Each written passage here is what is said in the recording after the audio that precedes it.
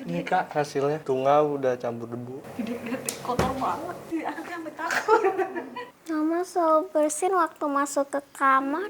Karena aku tuh alergi, saya pernah kena batuk sekitar 2 bulan. Gak berhenti nih batuk, udah ke dokter mana aja. Sampai air mata tuh gampang banget keluar.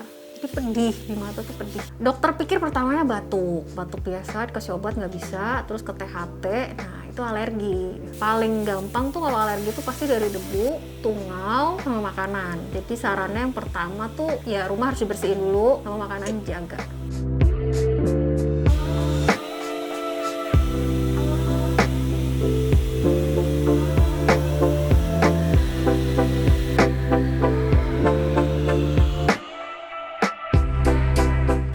Saya datang tadi itu tepat waktu, maskernya full masker, jadi kita nggak worry. Tadi itu sampai 3 kali ganti air. Biasanya itu saya nggak sampai 3 kali ganti air kalau vakum yang lain. Setiap selesai 1 kali tahap tuh diliatin seperti apa perubahannya sampai airnya bersih, wangi. Setelah itu ada di UV juga, sepertinya udaranya udah beda nih di kamar.